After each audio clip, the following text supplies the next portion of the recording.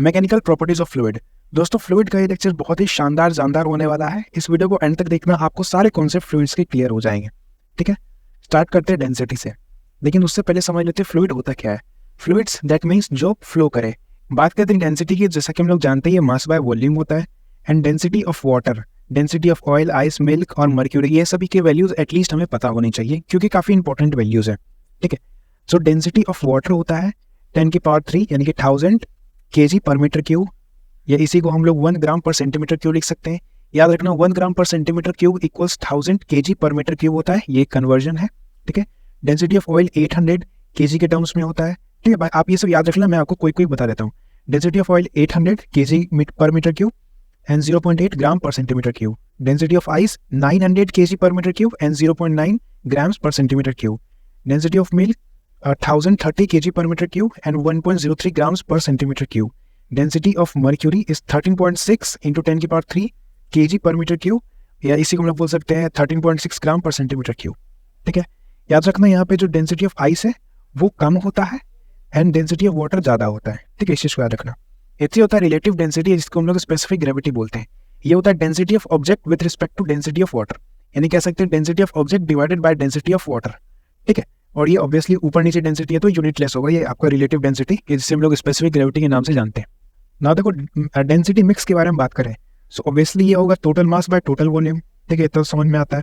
So m1 + m2 by v1 + v2। अब देखो मास को हम लोग क्या लिख सकते हैं, density equals mass by volume, so mass equals density into volume. So उसी तरीके से m1 को लिख सकते हैं ρ1 v1 + ρ2 v2 bye v1 + v2।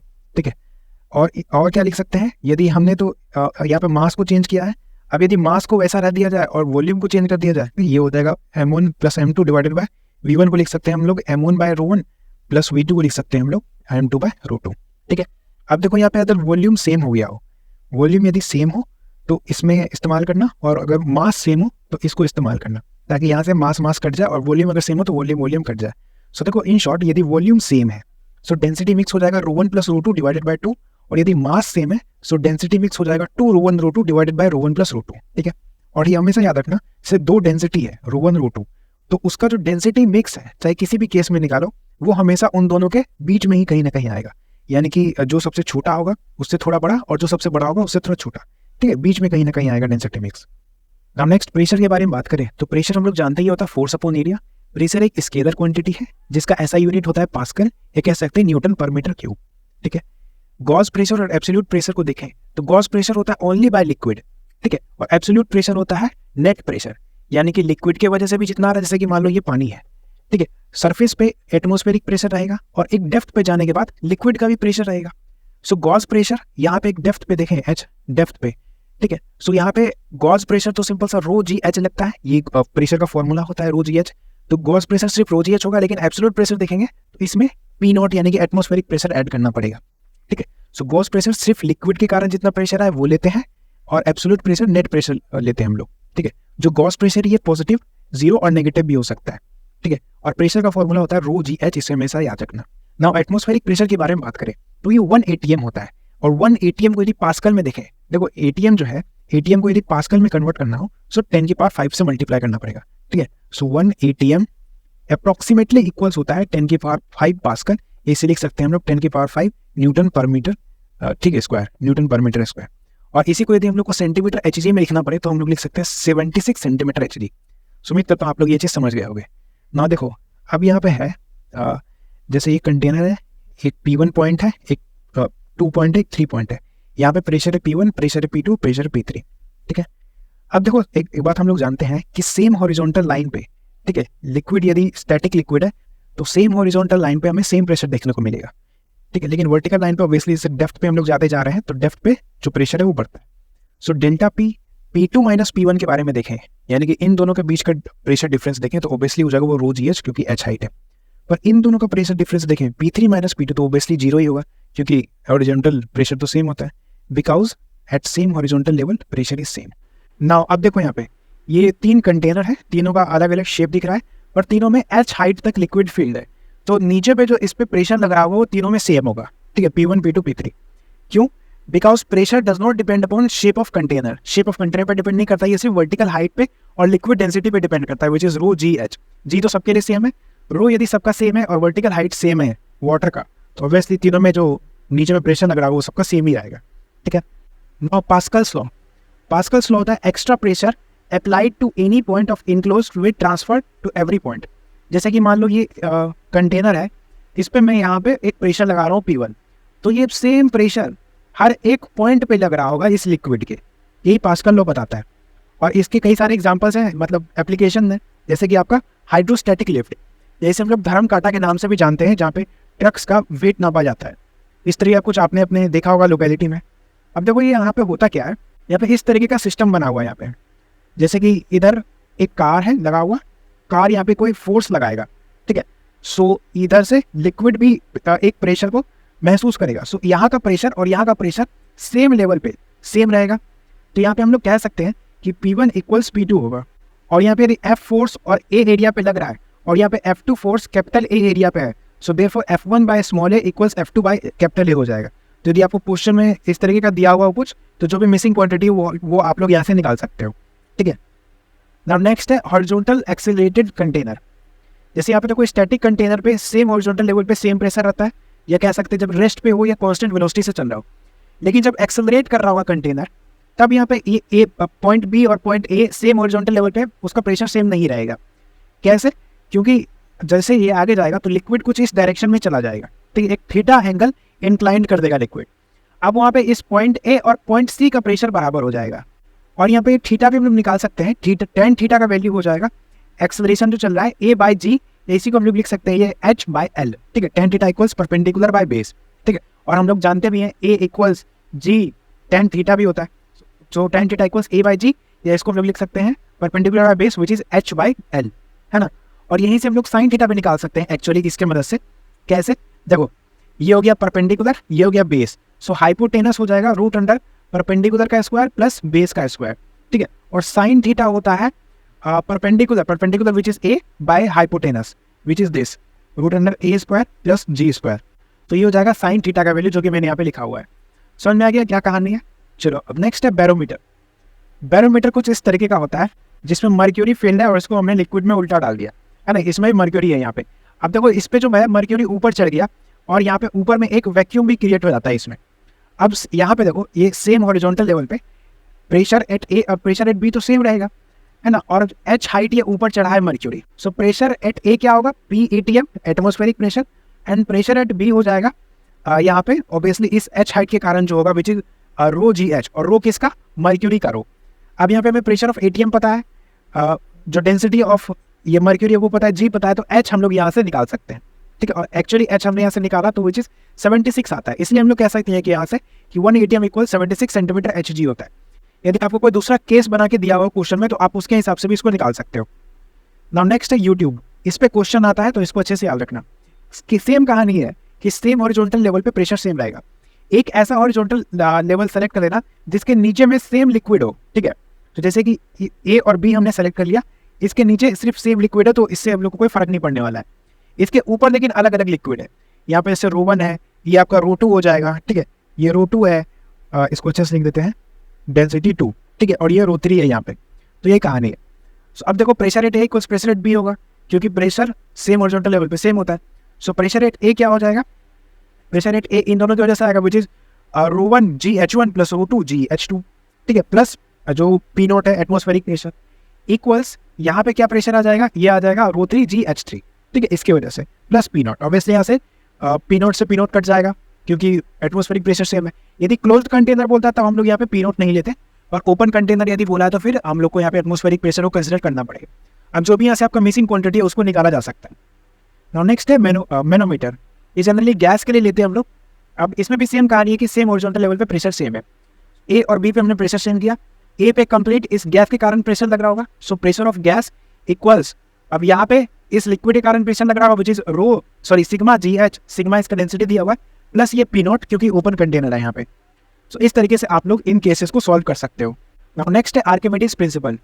ये अराइज होता है ड्यू टू प्रेशर डिफरेंस, ठीक है। इसमें सबसे पहले देख लो, इसमें हमें देखने को मिलता है buoyant force which is very important.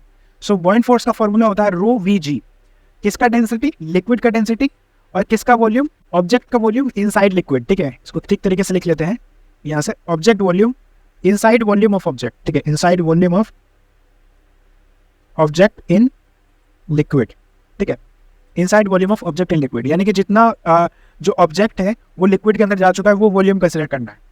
यहाँ पे जो रो है, यहाँ पे जितने जगह हम लोग रो ले रहे होंगे, rho sigma, rho density of liquid ले रहे होंगे और सिग्मा डेंसिटी ऑफ सॉलिड या डेंसिटी ऑफ ऑब्जेक्ट ले रहे होंगे। सो केस वन है जब density of object equals density of liquid हो। इस केस में जिस पोजीशन पे हम लोग उस ऑब्जेक्ट को छोड़ेंगे वो वहीं पे रुक जाएगा obviously. So object just float but submerged, ठीक, कंप्लीट डूबेगा, बस वो फ्लोट करता रहेगा, ठीक है। अब इस पे देखो, इस पे नीचे mg लग रहा होगा ग्रेविटेशनल फोर्स और ऊपर एक n लग रहा होगा और fb लग रहा होगा, ठीक है। एक्चुअली n इसमें नहीं लगता है, इसमें लगता है n, ठीक है। एक्चुअली आप इस केस को यहाँ पे कंसिडर कर सकते हो इस वाले से, ठीक है। सो mg equals normal plus fb हो जाएगा। So normal equals mg minus fb, normal equals mg minus बायोंट force को रो bg लिख सकते हैं। अब ऊपर हम लोग सिग्मा, नीचे सिग्मा से मल्टीप्लाई कर देंगे, ठीक है। सो यहाँ पे देखो ये सिग्मा इंटू वॉल्यूम क्या हो जाएगा, सिग्मा इंटू वॉल्यूम मास हो गया ऑब्वियसली। देखो density of object equals mass by volume, so mass equals sigma into volume हो जाएगा। So sigma into volume mass हो गया और मास और जी, यहाँ पे भी mg हो गया, यहाँ पे भी mg कॉमन ले लिया। सो यहाँ से 1 माइनस और ये रो बाय सिग्मा बच गया, ठीक है। कैसे हुआ वो यहाँ पे देख लो, mg माइनस इसको, इस सिग्मा को और इसको कंसिडर किया हमने। सो ये हो गया m इक्वल्स सिग्मा v होता है। So this is mg rho upon sigma. So mg को हमने कॉमन लिया, सो 1 माइनस रो बाय सिग्मा, जो कि यही आ रहा है यहाँ पे। समझ में आया कैसे हो गया। अब देखो इस केस में क्या है, इस केस में तो जो हमारा ये density of object equals density of liquid है। सो अभी हम लोग इसको बराबर कर दे तो ये भी 1 आ जाएगा। सो 1 माइनस 1 0। सो नॉर्मली इस केस में 0 आता है क्योंकि ऑब्वियसली ये टच नहीं कर रहा है यहाँ पे, जहाँ पे इसको छोड़ेंगे वहीं पे रह जाएगा। नॉर्मल कब आएगा, जब आपका डेंसिटी ऑफ ऑब्जेक्ट बड़ा होगा डेंसिटी ऑफ लिक्विड से, तब उस केस में ऑब्जेक्ट कंप्लीट सिंक हो जाएगा, यानी कि नीचे में आ जाएगा। अब क्योंकि यहाँ पे कॉन्टेक्ट हो रहा है, सो देयरफॉर यहाँ पे नॉर्मल लगेगा और एक्चुअली ये वाला वैल्यू यहाँ पे सेटिस्फाई होता है। तो यहाँ पे हो जाएगा mg normal equals mg bracket 1 minus density of liquid bye density of object, ठीक है। एंड ऑब्वियसली ऊपर छोटा और नीचे बड़ा होना चाहिए ताकि ये वाला कंप्लीट वैल्यू 1 से छोटा आ जाए, देयरफॉर नॉर्मल पॉजिटिव आए। और इसी को हम लोग एपरेंट वेट के नाम से भी जानते हैं, ठीक है। एपरेंट वेट कोई पूछ ले तो आप लोग आराम से यहाँ पे बता देना, इस नॉर्मल का वैल्यू निकाल देना यहाँ से। नाउ नेक्स्ट है केस थर्ड, जिसमें जो सिग्मा है वो छोटा होगा रो से, यानी कि डेंसिटी ऑफ लिक्विड बड़ा होगा यहाँ पे। इस केस में ऑब्जेक्ट फ्लोट करेगा सरफेस पे, ऑब्वियसली डेंसिटी ऑफ लिक्विड ज़्यादा है डेंसिटी ऑफ ऑब्जेक्ट से, तो डेंसिटी ऑब्जेक्ट है वो फ्लोट ही करेगा। सो यहाँ पे कुछ वॉल्यूम जो है इस ऑब्जेक्ट का वो अंदर रहेगा और कुछ बाहर रहेगा। ऑब्वियसली इसमें कोई कॉन्टेक्ट नहीं है तो नॉर्मल यहाँ पे 0 होगा। यहाँ पे देखना volume inside by volume total का रेशियो होता है sigma by rho. Obviously volume inside छोटा होगा वॉल्यूम टोटल से, भाई वॉल्यूम टोटल तो volume outside plus volume inside है। So obviously volume inside volume total से छोटा ही होगा ना। सो छोटा बाय बड़ा कर दो बस। छोटा क्या है, छोटा है आपका सिग्मा और बड़ा है आपका रो, सिंपल सी बात है। और volume outside bye volume total करे, सो इसी को 1 में उठा के माइनस कर दो, सिंपल सी बात है। और यहाँ पे volume inside by volume outside करे, सो दोनों को डिवाइड करोगे, सो आपका ये वैल्यू आ जाएगा which is sigma by rho minus sigma, ठीक है। सो ये सारी चीजें हैं, उम्मीद करता हूँ आप लोग को ये समझ में आ गया होगा। नाउ नेक्स्ट है फ्लूइड डायनेमिक्स। फ्लूइड डायनेमिक्स हम लोग आइडियल फ्लूइड के लिए देखते हैं, यानी कि जिसमें कोई विस्कोसिटी नहीं होता है, ठीक है। दैट मीन्स फ्लूइड फ्रिक्शन का केस यहाँ पे नहीं होगा। इसमें स्ट्रीमलाइन मोशन देखने को मिलता है हमें। स्ट्रीमलाइन मोशन क्या होता है, स्ट्रीमलाइन मोशन जिसमें आपका जो टेंजेंट है वो उसका डायरेक्शन बताता है and no two streamlines cross each other. Obviously अगर 2 स्ट्रीमलाइन एक दूसरे क्रॉस कर देगा तो 2 डायरेक्शन आ जाएगा एक ही पॉइंट पे, विच इज नॉट पॉसिबल।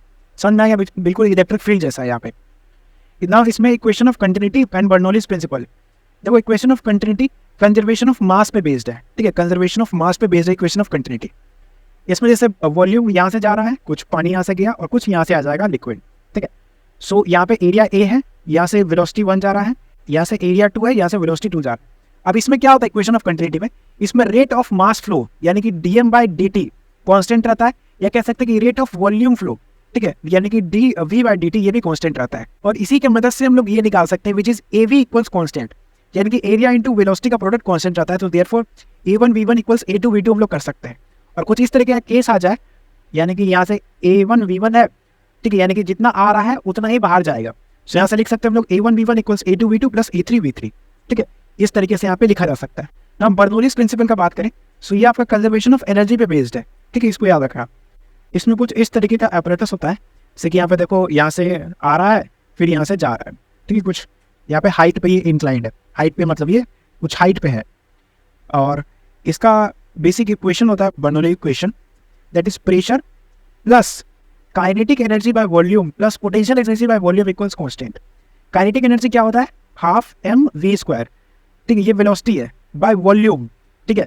अब mass in divided by volume क्या होगा, डेंसिटी, वही चीज़ है यहाँ पे, हाफ रो वी स्क्वायर। और पोटेंशियल एनर्जी क्या होता है, m g h by volume, mass by volume, rho हो जाएगा, वही रो जी एच। समझ में आ गया। So pressure plus half rho v square plus rho g h equals constant होता है, ठीक है। अब देखो ये obviously kinetic energy by volume और ये पोटेंशियल एनर्जी बाय वॉल्यूम है। अब हम क्या करते हैं, अब सबके नीचे रो जी और रो जी से डिवाइड कर देते हैं, ठीक है। सो इसके नीचे रो जी से डिवाइड करने की जगह पी बाय रो जी, इसको हम लोग बोलते हैं प्रेशर हेड, ठीक है। इसके नीचे रो जी से डिवाइड कर देंगे तो ये कट जाएगा, तो ये हो जाएगा वी स्क्वायर बाय 2g, इसको बोलते हैं हम लोग वेलोसिटी हेड। इस पे रो जी से डिवाइड करेंगे सो ये हो जाएगा सिंपल सा h, इसको बोलते हैं हम लोग ग्रेविटेशनल हेड। सो ये भी होता है कांस्टेंट। एंड जितने भी हेड हैं, pressure head, velocity head, gravitation head, सबका डायमेंशन लेंथ के बराबर ही होता है, इस चीज को याद रखना। ऑब्वियसली देखो प्रिंसिपल होमोजेनिटी से भी देख सकते हैं आप लोग, क्योंकि यहाँ पे h आ रहा है यानी कि लेंथ का डायमेंशन, तो सबका डायमेंशन लेंथ के बराबर ही होगा, ठीक है, प्रिंसिपल ऑफ होमोजेनिटी, इस चीज को याद रखना। और देखो h सेम हॉरिजॉन्टल लेवल, जो सेम हॉरिजॉन्टल लेवल पे h तो सेम ही है, तो इधर भी h उतना ही आएगा, इधर भी h उतना आएगा, तो ये कट जाने वाला है इन शॉर्ट। सो ये दोनों रहने वाला है कुल मिला के, ठीक है। सो यहाँ पे p plus half rho v square रहने वाला है विच इज कॉन्स्टेंट। यानी कि यदि वेलोसिटी बढ़ेगा किसी एक पॉइंट पे, जैसे कि यहाँ पे प्रेशर P1 है, यहाँ पे प्रेशर P2 है, यहाँ पे वेलोसिटी V1 है, वेलोसिटी V2 है, एरिया A1 है, एरिया A2 है। अब देखो इससे हम लोग क्या समझ सकते हैं, यहाँ पे यदि इक्वेशन ऑफ कॉन्टिन्यूटी लगाएंगे यहाँ पे, सो इसमें एरिया वेलोसिटी कांस्टेंट है, ठीक है। इक्वेशन ऑफ कॉन्टिन्यूटी से हम लोग समझते हैं AV इक्वल्स कांस्टेंट, यानी कि यहाँ पे यदि एरिया कम है सो वेलोसिटी यहाँ का ज़्यादा होगा, ठीक है। सो V2 वेलोसिटी ज़्यादा होगा यहाँ पे, ठीक है। सो AV इक्वल्स कांस्टेंट से हम लोग समझ सकते हैं कि एरिया यदि ज़्यादा है A1 पे सो एंड A2 पे कम है एरिया, सो V2 वेलोसिटी जो है वो ज़्यादा होने वाला है, ऑब्वियसली समझ में आता है। अब बर्नौली प्रिंसिपल से हम लोग क्या पता लगा सकते हैं, तो जैसे कि वेलोसिटी बढ़ रहा है सो ये वाला कंपोनेंट बढ़ेगा। अब क्योंकि ये पूरा टर्म कांस्टेंट है तो इसको मैनेज करने के लिए यदि बढ़ रहा है तो प्रेशर को घटना पड़ेगा। In short pressure inversely proportional to velocity आ रहा है, ठीक है। सो वेलोसिटी यदि A2 पे ज़्यादा है यहाँ पे, सो देयरफॉर P2 का प्रेशर कम हो जाएगा। समझ में आ गया। ये दोनों रिलेशन इक्वेशन ऑफ कॉन्टिन्यूटी से निकाले और ये दोनों रिलेशन बर्नौलीज प्रिंसिपल से निकाले, ठीक है। सो इस तरीके से भी आपसे क्वेश्चन पूछा जा सकता है ना। एक चीज आता है आपके पास वेंचुरी मीटर, ठीक है। इस पे क्वेश्चन भी आया हुआ है कि वेंचुरी मीटर किस चीज पे बेस्ड होता है। सो ये बेस्ड होता है ऑन बर्नौलीज प्रिंसिपल और ये मेजर करता है रेट ऑफ वॉल्यूम फ्लो, ठीक है। कुछ इस तरीके का एपरेटस होता है बर्नौलीज प्रिंसिपल का, समझ में आ गया। और यहाँ पे भी आप लोग वही बर्नौलीज प्रिंसिपल से यदि कुछ क्वेश्चन दिया गया हो तो उसका इस्तेमाल करके जो भी मिसिंग क्वांटिटी है उसको निकाला जा सकता है, ठीक है। इसे याद रखना, venturi meter based on Bernoulli's principle and it measure rate of volume flow. Next है स्पीड ऑफ ए फ्लक्स, ठीक है। स्पीड ऑफ ए फ्लक्स क्या होता है, जैसे ये कंटेनर है, इसमें होल है, यहाँ से पानी निकलेगा तो इसका स्पीड कितना होगा जिस स्पीड से पानी निकल रहा होगा, ठीक है। सो देखो टोरसली भाई साहब ने हमें इस स्पीड के बारे में बताया था, ये हो जाएगा ऑब्वियसली √2gh के बराबर। और यहाँ पे जो h है वो कौन सा h होगा, इसके ऊपर वाला हाइट। समझ में आ गया बात।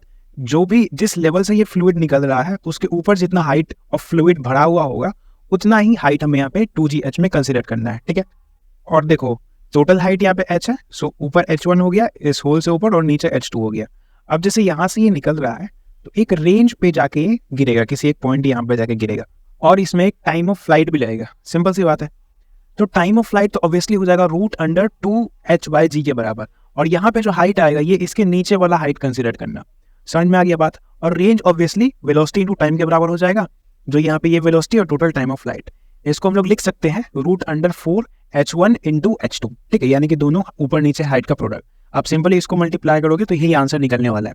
और याद रखना जो वेलोसिटी यहाँ पे निकला था वो आपका इंडिपेंडेंट था डेंसिटी का, डेंसिटी पे डिपेंड नहीं करेगा इस लिक्विड का जो भी डेंसिटी हो, ठीक है। यहाँ पे देखो कई फॉर्मूला में डेंसिटी आया है, नहीं आया है, ठीक है। और यहाँ पे याद रखना जो हमने इक्वेशन ऑफ कॉन्टिन्यूटी से देखा था कि AV का प्रोडक्ट कांस्टेंट होता है। सो यहाँ पे देखो एरिया A है, स्मॉल होल का एरिया A है, और इस यहाँ जो बड़े वाले होल है दैट मीन्स कंटेनर का एरिया वो है आपका A, ठीक है, क्रॉस सेक्शन एरिया। सो यहाँ से भी जो ये लिक्विड है ये नीचे जा रहा होगा, ठीक है। सो ये V2 से लेट से नीचे जा रहा होगा, है ना। और यहाँ पे ये जो है जो निकल रहा है वो ऑब्वियसली V1 से आगे निकल रहा है।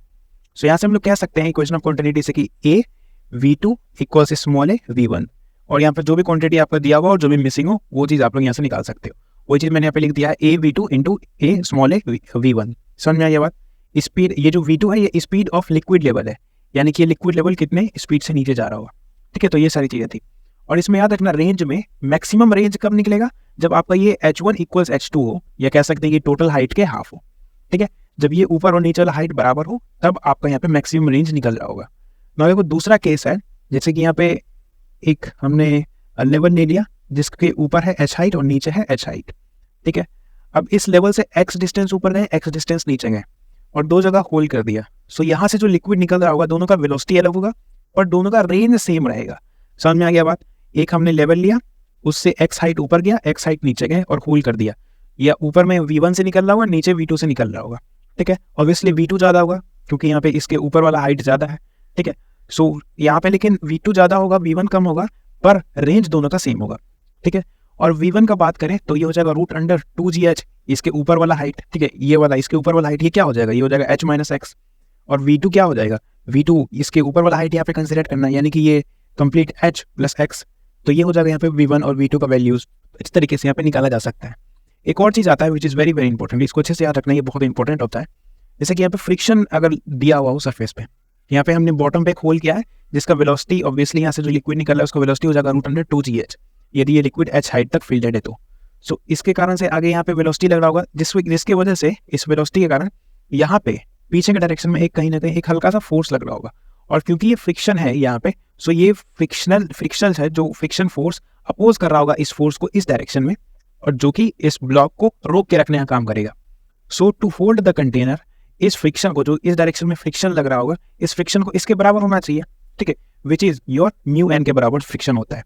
सो म्यू मिनिमम कितना हो जाएगा, म्यू मिनिमम हो जाएगा आपके पास फोर्स अपॉन एन, ठीक है, फोर्स अपॉन एन हो जाएगा आपका म्यू मिनिमम। और फोर्स कितना है, फोर्स यहाँ पे निकाल सकते हैं हम लोग V dm/dt, क्योंकि यहाँ से ऑब्वियसली मास निकल रहा है एक्चुअली, ठीक है, वेलोसिटी तो खैर कांस्टेंट ही है। सो फोर्स निकल जाएगा यहाँ से V dm/dt। हम लोग जानते हैं ना फोर्स होता है आपके पास m dv/dt plus V dm/dt, ठीक है। अब यहाँ से वेलोसिटी तो कांस्टेंट है तो ये टर्म 0 हो जाएगा। सो ये वाला टर्म हम लोग ले रहे हैं V dm/dt, ठीक है। और इसी को यदि सॉल्व करोगे तो यहाँ पे आंसर आ जाएगा हमारे पास F इक्वल्स रो AV²। यहाँ जो A है ये एक्सेलरेशन नहीं है, ये आपका है एरिया ऑफ दिस होल, ठीक है, और V है आपका ये वाला वेलोसिटी। समझ में आ गया बात। और यहीं से आपका म्यू मिनिमम हो जाएगा ऑब्वियसली F/n के बराबर। F हमारे पास ये है और n यदि हम लोग निकालना चाहें तो n क्या हो जाएगा, n हो जाएगा ऑब्वियसली mg के बराबर। सो रो AV² और mg लिख सकते हैं हम लोग यहाँ से, और यहाँ से V² का वैल्यू क्या हो जाएगा, ये हो जाएगा रो AV² को हम लोग लिख सकते हैं 2GH एंड mg को मास को हम लोग क्या लिख सकते हैं, मास को हम लोग लिख सकते हैं डेंसिटी इंटू वॉल्यूम। वॉल्यूम हो जाएगा कैपिटल A इंटू H, और बचा हुआ यहाँ G तो G लिख सकते हैं। तो G से G कटा, H से H कटा, रो से रो कटा, तो 2 small a by capital A हमारे पास आंसर आ गया, ठीक है। सो इस तरीके से हम लोग म्यू मिनिमम का भी वैल्यू यहाँ से निकाल सकते हैं। सो इतना कोफिशिएंट ऑफ फ्रिक्शन चाहिए टू होल्ड दिस कंटेनर, ठीक है, समझ में आ गया बात। और फोर्स का वैल्यू हो जाएगा रो AV² के बराबर, ठीक है।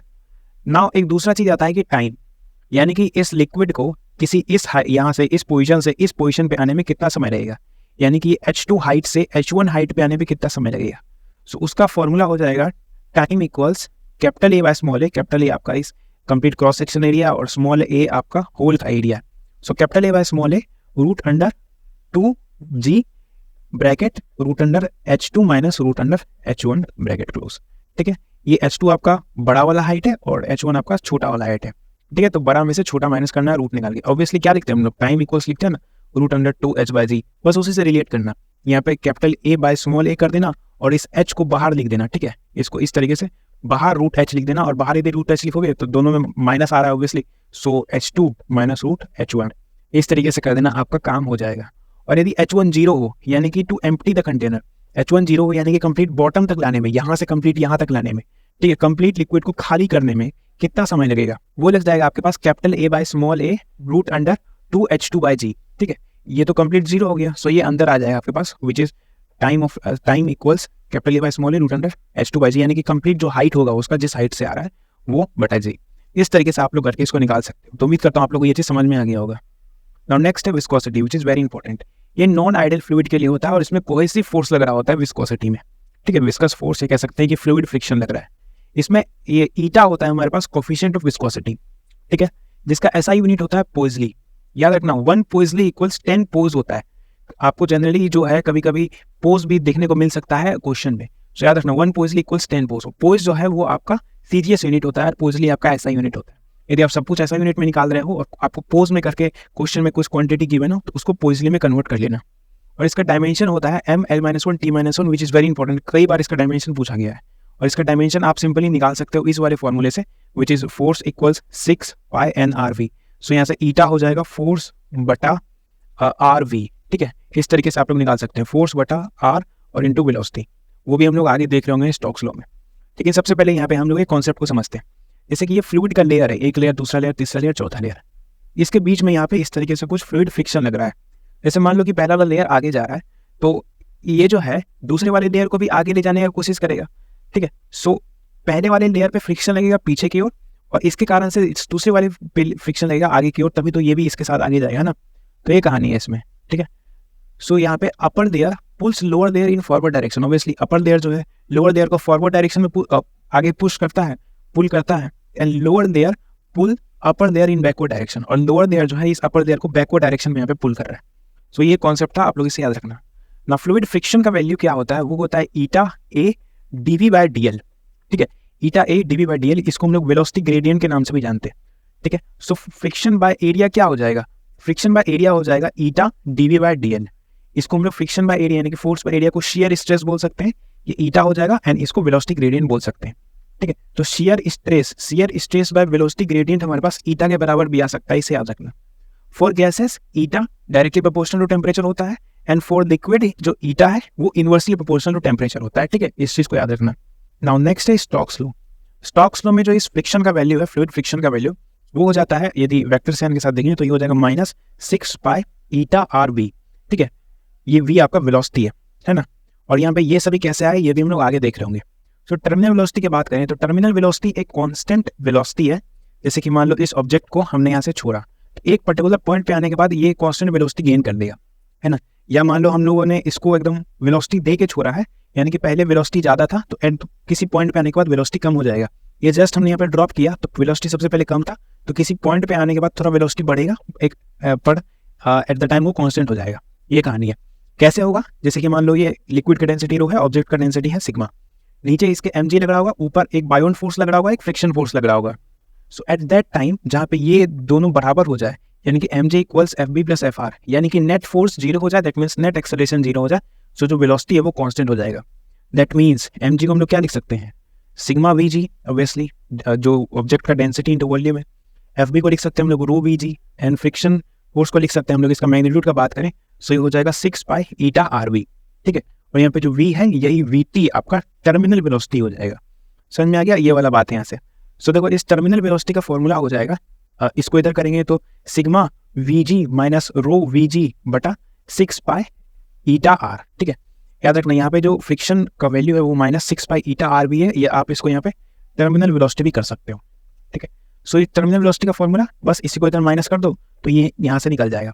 और यदि इसको आप कैलकुलेट करोगे अच्छे तरीके से, सो आपका यहाँ पे आंसर आ जाएगा vt equals 2/9 r² sigma minus rho g बटा ईटा।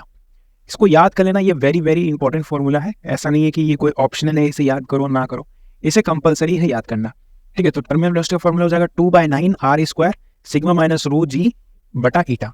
सो जो टर्मिनल वेलोसिटी है वो प्रोपोर्शनल हो जाएगा r² के। ठीक है, इनवर्सली प्रोपोर्शनल हो जाएगा ईटा के, और प्रोपोर्शनल हो जाएगा डेंसिटी के डिफरेंस। यदि आपका जो सिग्मा इक्वल्स रो है, यानी कि ऑब्जेक्ट का डेंसिटी इक्वल्स लिक्विड का डेंसिटी, सो जो टर्मिनल वेलोसिटी है 0 हो जाएगा, यानी कि किसी एक पॉइंट पे आने के बाद ये जो ऑब्जेक्ट है वो थम जाएगा, रुक जाएगा। तो ये कहानी है यहाँ पे। और देखो ये एक ग्राफ है विच इज वेरी इंपॉर्टेंट। ठीक है, इस ग्राफ को याद रखना, इससे कई क्वेश्चन आए हुए हैं। सो देखो ये जो ग्राफ है ये वेलोसिटी बटा डिस्टेंस, ये वेलोसिटी बटा टाइम का ग्राफ है। समझ में आ गया बात। अब इसमें हो क्या रहा है, इसमें यहाँ पे वेलोसिटी है और यहाँ पे डिस्टेंस है, ये कह सकते हैं कि टाइम है। अब क्या कर रहे हैं यहाँ पे, सबसे ये ब्लू वाले केस में कि जस्ट ड्रॉप किया, यानी कि जस्ट हमने यहाँ पे बॉल को ड्रॉप किया, यानी कि वेलोसिटी इनिशियल 0 है, एंड एट द टाइम ये किसी कांस्टेंट वेलोसिटी को अटेन करेगा। ठीक है, वही चीज यहाँ पे वेलोसिटी इनिशियल यहाँ पे 0 है जस्ट ड्रॉप के केस में, और एट अ टाइम वो किसी एक वेलोसिटी को अटेन करके कांस्टेंट वेलोसिटी पे चला जाएगा। ठीक है, इनिशियल वेलोसिटी जस्ट ड्रॉप के केस में 0 था, और एट अ टाइम वो एक टर्मिनल वेलोसिटी को अटेन कर देगा। नाउ सेकंड केस में, ग्रीन वाले केस में, कि हमने थ्रो किया, यानी कि इनिशियल वेलोसिटी हमने ज़्यादा दिया, सो इसका वेलोसिटी धीरे धीरे कम होगा और टर्मिनल वेलोसिटी को इवेंचुअली अटेन कर लेगा। कुछ इस तरीके से इसका वेलोसिटी धीरे धीरे कम होगा, हमने टर्मिनल वेलोसिटी से ज़्यादा वेलोसिटी से छोड़ा था उसको, सो धीरे धीरे कम होगा और टर्मिनल वेलोसिटी पे इवेंचुअली जाके वो अटेन कर लेगा। सो इस दोनों ग्राफ को अच्छे से याद रखना और कंडीशन को याद रखना। जस्ट ड्रॉप वाले कंडीशन में ये वाला ग्राफ बनेगा और थ्रो वाले कंडीशन में ये वाला ग्राफ बनेगा। तो इस तरीके से आप लोग वेलोसिटी वर्सेस डिस्टेंस या वेलोसिटी वर्सेस टाइम का ग्राफ आप लोग यहाँ से निकाल सकते हो। सो उम्मीद करता हूँ आप लोग ये चीज़ समझ गए होंगे। एक और चीज़ है यहाँ पे स्ट्रोक्स लॉ में, जैसे कि हमने देखा था यहाँ पे VT proportional to r square है। So velocity proportional to r होता है और हम लोग जानते हैं कि फोर्स यहाँ से proportional to r into velocity है। So r into velocity and velocity proportional to r square और आर क्यू के प्रोपोर्शनल हो जाएगा, ठीक है। So force proportional to r cube बराबर हो गया। और पावर जो है, ये चीज़ है, इसको कंफ्यूज मत होना, लिख देता हूँ, ये है पावर का फॉर्मूला होता है force into velocity. So power equals force into velocity and force होता है आर क्यू एंड वेलोसिटी होता है आर की पावर 2। सो ये हो जाएगा आर की पावर 5। समझ में आ गया? इस तरीके से आपसे क्वेश्चन भी पूछा जा सकता है, तो इसको अच्छे तरीके से याद रखना। और कुछ भी पूछ लिया जाए तो कंपेयर कर लेना, आपका आंसर यहाँ से निकल जाएगा। नेक्स्ट है पोइजलीज इक्वेशन, ठीक है। ये भी नॉन आइडियल फ्लूइड के लिए है। अब इसमें क्या होता है, इसमें rate of volume flow for non ideal fluid, जिसको हम क्यू से डिनोट करते हैं, है ना। जैसे कि यहाँ पे ये है, इधर प्रेशर P1 है, इधर प्रेशर P2 है, यहाँ से ये जा रहा है ना, जो आपका नॉन आइडियल फ्लूइड है वो जा रहा है। सो इसमें रेट ऑफ वॉल्यूम फ्लो क्या हो जाएगा, रेट ऑफ वॉल्यूम फ्लो हो जाएगा इसमें π/8, ठीक है, π/8 डेल्टा P R की पावर 4 बटा ईटा इंटू L, ठीक है। इसे याद करना थोड़ा बड़ा फॉर्मूला है, पर क्या करूँ, याद करना ही पड़ेगा। Q equals π/8 delta P R की पावर 4 ईटा L। इसको हम लोग इस तरीके से भी लिख सकते हैं, Q इक्वल्स इस डेल्टा P को ऊपर रख दो और नीचे हो जाएगा 8 ईटा L बटा पाई R की पावर 4, ठीक है। 8 ईटा L बटा पाई R की पावर 4, ठीक है। अब इसको यदि कंपेयर करें, I इक्वल्स V/R, यानी कि जो आपका ये है potential equals IR, Ohm's law से हम लोग जानते हैं। सो I इक्वल्स V/R होता है। यहाँ से ये फ्लूइड करंट हो गया, ये आपका वही इस पोटेंशियल से रिलेट कर लो, और ये हो गया कंप्लीट आपके पास रेजिस्टेंस। सो फ्लूइड रेजिस्टेंस हो जाएगा यहाँ से 8/पाई ईटा L R की पावर 4, ठीक है, 8/पाई ईटा L बटा R की पावर 4। इस तरीके से फ्लूइड रेजिस्टेंस भी आपसे पूछा जा सकता है। सो इसे अच्छे तरीके से याद रखना। नाउ नेक्स्ट है सरफेस टेंशन। सरफेस टेंशन भी कोहेसिव फोर्स के कारण अराइज होता है, ठीक है। सरफेस टेंशन क्या है, ये प्रॉपर्टी ऑफ फ्री सरफेस है ऑफ स्टैटिक लिक्विड ओनली। याद रखना, ये सिर्फ लिक्विड का ही प्रॉपर्टी है। कैसा लिक्विड? स्टैटिक लिक्विड का, free surface of static liquid का ही प्रॉपर्टी, कोई गैसेस का प्रॉपर्टी नहीं है, ठीक है। And surface tension of liquid में increase decrease by adding impurity. Impurity डालने से जो सरफेस टेंशन है लिक्विड का वो इंक्रीज भी हो सकता है, डिक्रीज भी हो सकता है। कैसे, वो भी हम लोग आगे देखेंगे, ठीक है। और देखो सरफेस टेंशन का फॉर्मूला होता है फोर्स अपॉन लेंथ। यहाँ पे मैंने एन क्यों लिखा गया है, एन लिखा है मैंने यहाँ पे नंबर ऑफ सरफेस को डिनोट करने के लिए। ये कह सकती है कि ट्रिक है जो कि आपको आसानी रहेगी समझने में। सो देखो सरफेस टेंशन के कारण जो फोर्स अराइज होता है उसको हम बोलते हैं एक्सिस फोर्स, ठीक है। एक्सिस फोर्स या एक्स्ट्रा फोर्स वो हो जाएगा, सिंपल सी बात है, सरफेस टेंशन इनटू एन के बराबर, ठीक है। याद रखना सरफेस टेंशन जो है वो टेम्परेचर के इनवर्सली प्रोपोर्शनल होता है, यानी कि टेम्परेचर बढ़ाओगे तो सरफेस टेंशन घट जाएगा। चलो कुछ एग्जांपल देख लेते हैं, जैसे रिंग, ठीक है। रिंग के मैंने आगे n इक्वल्स 2 क्यों लिखा है वो अभी हम लोग देखेंगे। जैसे ये फ्री सरफेस ऑफ लिक्विड है, यहाँ पे रिंग डाला गया है। अब रिंग पे क्या है, इधर यदि इसको उठाएंगे रिंग को, तो इधर से भी इस पे एक नीचे लग रहा होगा कोहेसिव फोर्स और इधर से भी नीचे लग रहा होगा कोहेसिव फोर्स, दो तरीके से लगेगा। लेकिन वहीं डिस्क में सिर्फ इधर से ही एक कोहेसिव फोर्स लग रहा होता है, ठीक है। एकदम ये टर्मिनल पे लगता है हमारे पास कोहेसिव फोर्सेस, समझ में आ गया। सो यहाँ से दो तरफ से लग रहा है, तो इस वजह से यहाँ पे n इक्वल्स 2 लिखा गया। याद रखना रिंग में n इक्वल्स 2 होता है, यानी कि दो तरफ से फोर्स लगता है। डिस्क में n इक्वल्स 1 होता है, सिर्फ एक तरफ से लगता है।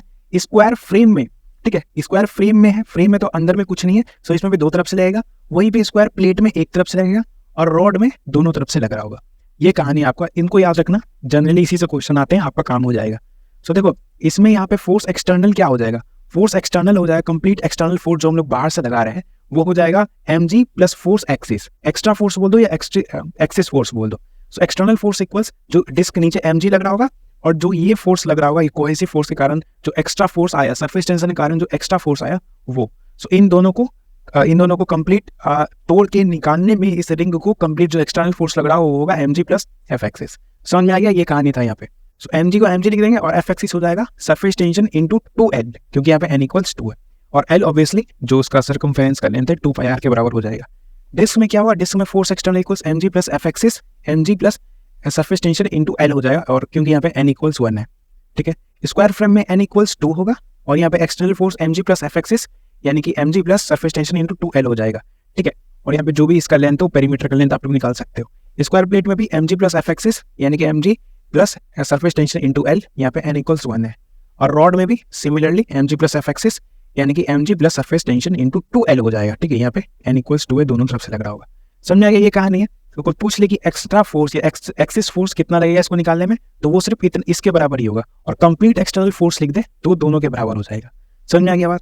एक चीज आता है आपके पास सोप सोल्यूशन, यहीं से आपको ये इम्प्योरिटी वाला कॉन्सेप्ट समझ में आएगा।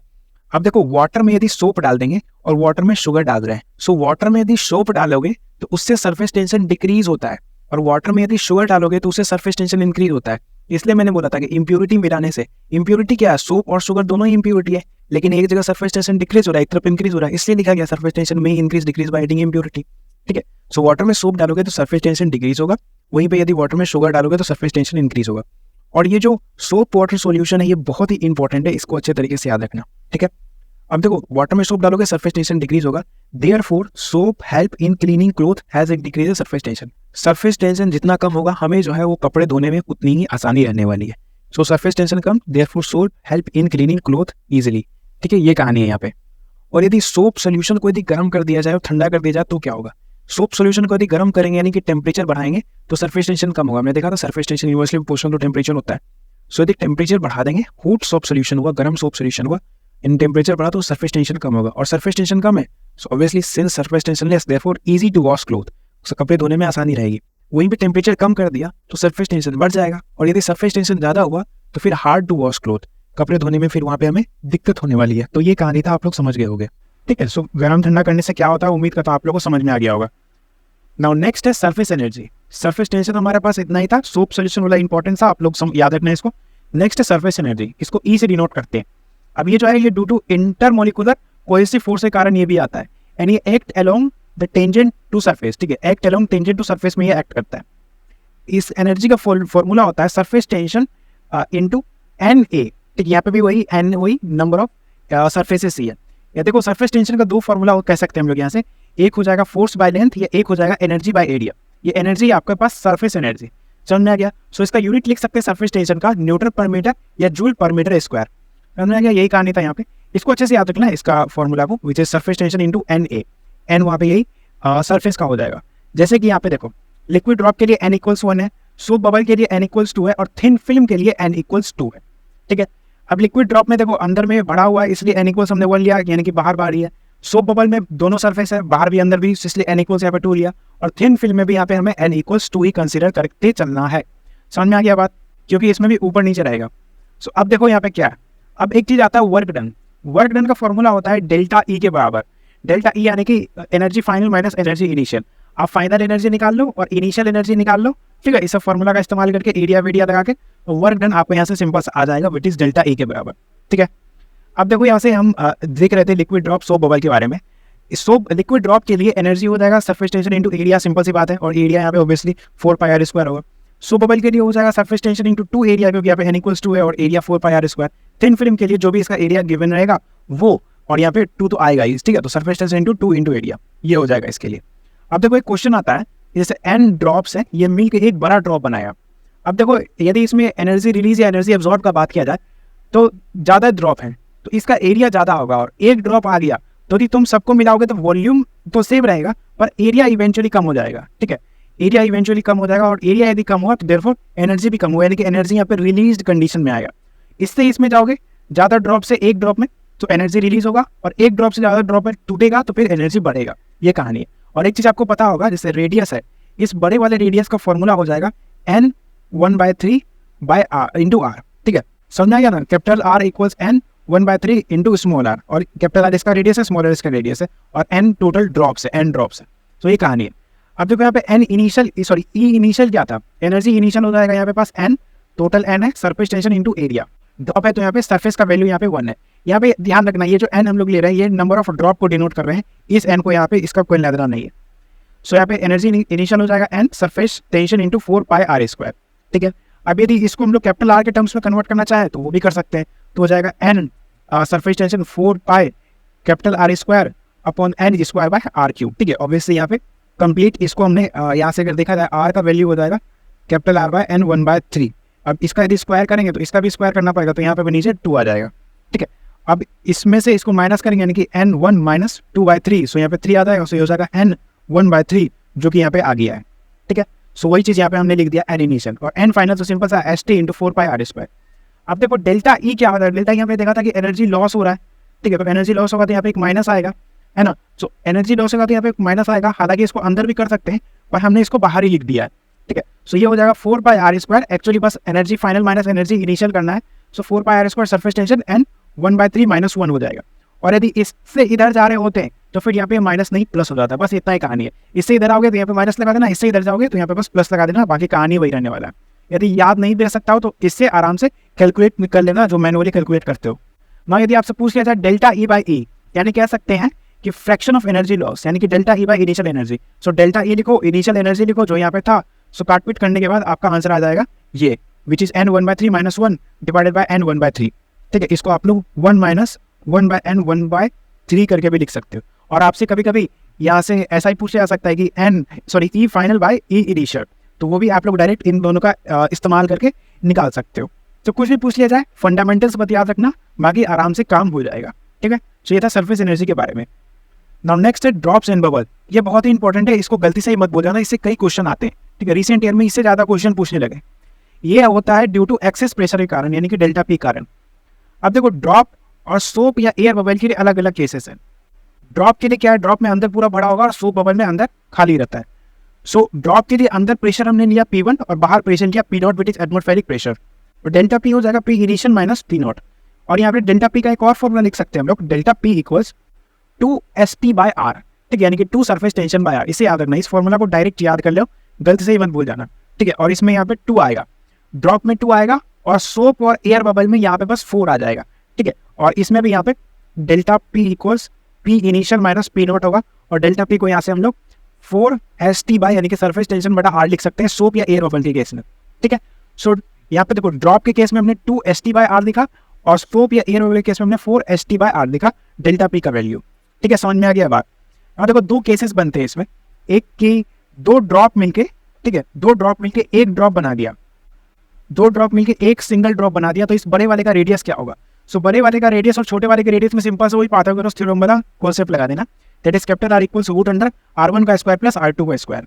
दूसरा होता है कि bubble collide to form a interface, जैसे कि यहाँ पे देखो 2 बबल ने कोलाइड कर रहे हैं और कोलाइड करके ये एक इंटरफेस बना लिया, ठीक, कुछ इस तरीके का यहाँ पे इंटरफेस बना लिया, ठीक है ना। सो इस इंटरफेस का रेडियस क्या होगा, अब ये पूछा जा रहा है, ठीक है। सो पहले था स्मॉल R1 और स्मॉल R2 और प्रेशर P1 और प्रेशर P2, ठीक है। इसका है रेडियस R1 प्रेशर P1, इसका रेडियस R2 प्रेशर P2। खैर प्रेशर का भी हम लोग यहाँ पर रिलेशन देखेंगे, लेकिन सबसे पहले इस कैपिटल R यानी कि इंटरफेस का रेडियस निकालें, तो वो हो जाएगा यहाँ से, इसको यहाँ से हटा देते हैं। सो 1/R equals 1/R1 minus 1/R2, ठीक है। सो 1/R यानी कि इंटरफेस का radius equals 1/R1 minus 1/R2। इस तरीके से करके आप लोग निकाल सकते हो। ये भी क्वेश्चन पूछा जाता है, तो इन दोनों केसेस को अच्छे से याद रखना। अब देखो यहाँ पे प्रेशर, इसका प्रेशर P1 है, P2 है, P3 है। एक चीज याद रखना, pressure always greater towards concave side, concave side के टुवर्ड्स प्रेशर हमेशा ज्यादा होता है। इस मंत्र को हमेशा अच्छे तरीके से याद रखना। अब देखो प्रेशर कॉन्केव साइड के साथ ज्यादा होगा, यानी कि अंदर में बबल के अंदर में प्रेशर हमेशा ज्यादा होगा। अब इसके यानी कि P0 तो सबसे छोटा होने वाला है, अब P1 और P2 में से बड़ा कौन होगा। सो अब इन दोनों में कॉन्केव साइड किस तरफ है, कॉन्केव साइड ये रहा, ये देखो ये रहा कॉन्केव साइड इस तरफ, यानी कि P1 का सबसे ज्यादा होगा, देन उसके बाद P2 होगा, देन उसके बाद P0 होगा। सो P1 greater than P2 greater than P0। इस तरीके से आप लोग प्रेशर का भी यहाँ पे रिलेशन बता सकते हो, ठीक है। नाउ अब है कॉन्टेक्ट एंगल। कॉन्टेक्ट एंगल याद रखना, ये होता है angle between liquid and solid surface and inside the liquid, ठीक है। Angle between liquid and solid surface, ये देखो लिक्विड एंड सॉलिड सरफेस के बीच में एंगल, और जो कि इनसाइड बन रहा होता है, इनसाइड बन रहा होता है लिक्विड के अंदर। एंड जो ये कॉन्टेक्ट एंगल ये डिपेंड करता है nature of both solid and liquid, दोनों सॉलिड एंड लिक्विड के नेचर पे ये डिपेंड करता है। अब यदि देखो यहाँ पे थीटा यानी कॉन्टेक्ट एंगल 90 से बड़ा हुआ, यानी कुछ इस तरीके से ड्रॉप गिरा, ये रहा सरफेस और यहाँ पे हमें एंगल बनाना, तो यहाँ से देखो एक लाइन लो और लिक्विड के अंदर एंगल बनाओ। सो यदि ये 90 से ज़्यादा आया, सो जो सरफेस है ये नॉन वेटेबल रहेगा, यानी कि भीगेगा नहीं। वहीं पे यदि ये थीटा 90 से कम आया, यानी कि इस तरीके से लिक्विड फ्लो हुआ यहाँ पे, सो यहाँ पे एक डंडी खींचो और एंगल बनाओ। ये देखो ये 90 से छोटा आ रहा है, सो उस केस में जो सरफेस है ये वेटेबल हो जाएगा, यानी कि भीग जाएगा, ठीक है। सो हम लोग कह सकते हैं कि wettability depend on contact angle, contact angle पे जो इसका वेटेबिलिटी है वो यहाँ पे डिपेंड कर रहा होगा। सो ये कहानी है यहाँ पे, यानी कि कॉन्टेक्ट एंगल यदि 90 से बड़ा हुआ तो नॉन वेटेबल, 90 से छोटा हुआ तो वेटेबल, ठीक है। तो इसे याद रखना, ये भी इंपॉर्टेंट था। नाउ नेक्स्ट है कैपिलरी ट्यूब, ठीक है। अब देखो कैपिलरी ट्यूब का जो ट्रेंड है वो इन दिनों जेईई मेंस में और नीट में बहुत बढ़ गया है, ठीक है। ज़्यादातर क्वेश्चन यहाँ से पूछे जा रहे हैं, तो इसे याद रखना। एक्चुअली कैपिलरी ट्यूब और ये contact angle, bubble, surface tension और सरफेस एनर्जी, ठीक है, surface tension, surface energy, drops, bubble, contact angle और capillary tube, these are very very very very important topics of this chapter, ठीक है। Now capillary tube को देखते हैं। सो देखो, एक पहले हम लोग देख रहे हैं कॉन्केव मेनिस्कस के बारे में, यानी कि ये ट्यूब लिया हमने, या कह सकते हैं कि मेनिस्कस लिया और इसको यहाँ पे फ्लूइड में रख दिया गया है। अब क्या हुआ यहाँ पे कि फ्लूइड ऊपर चढ़ गया और कुछ इस तरीके का हमें मेनिस्कस देखने को मिला है, इस तरीके का मेनिस्कस देखने को मिला, जिसको हम लोग यहाँ से कॉनकेव मेनिस्कस बोल सकते हैं, ठीक है। ये देखो कॉनकेव पर ना वन वाले सरफेस, यानी कि ऊपर वाला जो सरफेस रहेगा उसके रिस्पेक्ट में हम लोग शेप को नाम देते हैं। सो ये हो गया हमारे पास कॉनकेव मेनिस्कस। और यहाँ पे एंगल का बात करें तो फ्लूइड के अंदर हमें एंगल बनाना है, ठीक है। सो यहाँ पे जो थीटा हो जाएगा ये 90 से छोटा हो जाएगा। सो कॉनकेव मेनिस्कस में 90 से छोटा एंगल आएगा और इस केस में लिक्विड जो है वो राइज करेगा, ऊपर चल रहा होगा। और यहाँ पे 1 और 2 लिखा जाए तो प्रेशर का बात करें तो ऑब्वियसली प्रेशर जो है कॉनकेव साइड में ज्यादा होता है। सो 1 का प्रेशर 2 से ज्यादा होगा, ठीक है। दूसरे में बात करें कॉन्वेक्स मेनिस्कस के बारे में। सो यहाँ पे हमने ट्यूब डाला, अब लिक्विड यहाँ से नीचे आ गया और यहाँ पे देखो इस तरीके का कॉन्वेक्स बन रहा है। ऊपर के साइड के हम लोग रिस्पेक्ट में देखते हैं शेप को, तो ऊपर यहाँ पे कॉन्वेक्स जैसा बन गया। और यदि यहाँ से एंगल देखा जाए तो यहाँ पे एंगल जो है वो 90 से ज्यादा बन रहा है लिक्विड के अंदर। एंड इस केस में ऑब्वियसली लिक्विड फॉल किया, यानी कि अंदर आ गया है। और ऑब्वियसली कॉनकेव साइड यहाँ पे अंदर है तो यहाँ पे प्रेशर 2 का ज्यादा होगा प्रेशर 1 से, ठीक है। सो ये कहानी था यहाँ पे ना। यदि इस कॉनकेव मेनिस्कस का और डिटेल देखें तो यहाँ देखो, इसको हम लोग बोल सकते हैं कैपिलरी राइज, लिक्विड राइज किया है, सो इसको कह सकते हैं हम लोग कैपिलरी राइज। तो किसको यहाँ पे अभी हम लोग डिटेल में देख रहे हैं। सो यहाँ से लिक्विड ऊपर चढ़ा है h हाइट तक, ठीक है। ये तो ट्यूब लिया था हमने, इस ट्यूब का रेडियस है आपका स्मॉल r, ठीक है। इस ट्यूब का रेडियस बन रहा है आपका स्मॉल r और यहाँ से जो ये बना मेनिस्कस, ठीक है, ये जो अंदर कर्वेचर बना, इस कर्वेचर का रेडियस यदि देखा जाए वो हो जाएगा आपके पास कैपिटल R, ठीक है। ये जो रेडियस है ये आपके पास यहाँ से कर्वेचर का रेडियस है, ठीक है। ये वाला रेडियस, ये रेडियस आपका यहाँ पे कर्वेचर का रेडियस है, ठीक है। कर्वेचर का रेडियस है, कह सकते हैं कि radius of meniscus capital R, और स्मॉल r हो जाएगा आपके पास रेडियस ऑफ दिस ट्यूब, ठीक है। और h हाइट तक ये ऊपर चढ़ा है। सो ऐसे फॉर्मूला हो जाता है आपके पास यहाँ पे डेल्टा पी का, हम लोग जानते हैं कि फॉर्मूला होता है रो GH, है ना। और डेल्टा पी को हम लोग लिख सकते हैं इसके लिए 2ST/R, याद रखना इसमें हम लोग 2ST/R लिखते हैं, ठीक है, वो ड्रॉप वाला केस का 2ST/R और यहाँ से इक्वल्स रो GH। ये एक तरीका बता दिया मैंने ताकि आप लोग को ये फॉर्मूला आसानी से याद हो जाए। सो यहाँ से H इक्वल सिंपल सा हो जाएगा, इसको नीचे भेज दो। सो 2ST/ρgr और यहाँ पे G को हम लोग G इफेक्टिव भी लिख सकते हैं, यानी कि यदि एक्सेलरेशन वगैरह आ जाए तो उस केस में जो G इफेक्टिव रहेगा उसको उठा के यहाँ पे पुट किया जा सकता है। समझ में आ गया। एंड इस R को यहाँ से लिखा जा सकता है कैपिटल R और स्मॉल r में जो रिलेशन है वो हो जाएगा capital R equal small r cos theta. ये थीटा हो जाता है आपके पास कॉन्टेक्ट एंगल, ठीक है। यहाँ पे भी एक जो है कॉन्टेक्ट एंगल बन रहा होगा ना, ये वाला, ठीक है। यहाँ पे भी एक, यहाँ पे यदि मैं आपको बना के दिखाऊं, सो यहाँ पे भी एक कॉन्टेक्ट एंगल बन रहा होगा, ठीक है। सो उसी कॉन्टेक्ट एंगल का वैल्यू हो जाएगा यहाँ से theta. So capital R equals हो जाएगा स्मॉल r cos थीटा। सो यहाँ से कैपिटल R को लिख सकते हैं स्मॉल r cos थीटा। सो दोनों तरीके से मैंने आपको यहाँ पे हाइट का वैल्यू बता दिया। और यहाँ से जो cos थीटा है वो देखो, cos थीटा यदि इस डेंसिटी को उधर भेजेंगे सो प्रोपोर्शनल हो जाएगा डेंसिटी के, और cos थीटा तो वैसे इन्वर्सली प्रोपोर्शनल होता है थीटा के। सो डेंसिटी इन्वर्सली प्रोपोर्शनल आ रही है यहाँ पे इस केस में कॉन्टेक्ट एंगल के। समझ में आ गया ये बात है। और यहाँ से देखो कुछ इंपॉर्टेंट पॉइंट है, इसको गलती से मत भूल जाना। जो हाइट है, ये हाइट वो इन्वर्सली प्रोपोर्शनल होगा रेडियस ऑफ ट्यूब के, ठीक है। रेडियस ऑफ ट्यूब के और रेडियस ऑफ मेनिस्कस के भी जो हाइट है वो इन्वर्सली प्रोपोर्शनल हो रहा होगा। जो मास है, मास का फॉर्मूला होता है डेंसिटी इंटू वॉल्यूम। डेंसिटी को डेंसिटी लिखते हैं, वॉल्यूम को लिख सकते हैं एरिया इंटू हाइट, ठीक है। समझ में आ गया बात। जो डेंसिटी तो कांस्टेंट ही है, इसको हटाओ। सो एरिया को लिख सकते हैं यहाँ पे r² और हाइट को लिख सकते हैं 1/r। सो एक r से एक r कटा, सो ये आगे यहाँ पे सिंपल सा r। So therefore mass proportional to r के बराबर हो गया, ठीक है। तो height inversely proportional to r, mass proportional to r। Potential energy होता है mgh के बराबर, ठीक है। सो यहाँ से g तो कांस्टेंट ही है, mass proportional to r, height inversely proportional to r, तो r से r कटा। सो दैट मीन्स जो पोटेंशियल एनर्जी है वो r पे डिपेंड नहीं कर रहा है, ऑब्वियसली r के पार्ट 0 तो 1 नहीं होता है। सो इन तीनों चीजों को बहुत अच्छे से याद रखना है मेरे भाई। जो हाइट है वो इन्वर्सली प्रोपोर्शनल टू r होगा, radius of tube, mass directly proportional to r होगा, एंड पोटेंशियल एनर्जी r पे डिपेंड नहीं कर रहा होगा। ये 3 चीजें थी। नाउ देखो कुछ इंपॉर्टेंट पॉइंट है। If liquid rise in tube of insufficient length, यदि ट्यूब का लेंथ इनसफिशिएंट है और लिक्विड उस पर ऊपर चल रहा है, so liquid reaches to top, ठीक है। Liquid reaches to top but do not overflow, क्योंकि यहाँ पे रेडियस और हाइट का वैल्यू कांस्टेंट होता है। यदि यहाँ पे इस रेडियस को यहाँ पे उधर भेज देंगे तो क्या हो जाएगा, ये हो जाएगा HR इक्वल्स टू ST/ρg। ये सब कांस्टेंट ही है। सो HR का वैल्यू यहाँ पे कांस्टेंट आ गया, यानी कि radius of this meniscus, radius of ये जो मेनिस्कस बन रहा था यहाँ पे, ये ठीक है, ये जो मेनिस्कस बना था ना कॉनकेव मेनिस्कस, उसका radius capital R into height constant रहेगा।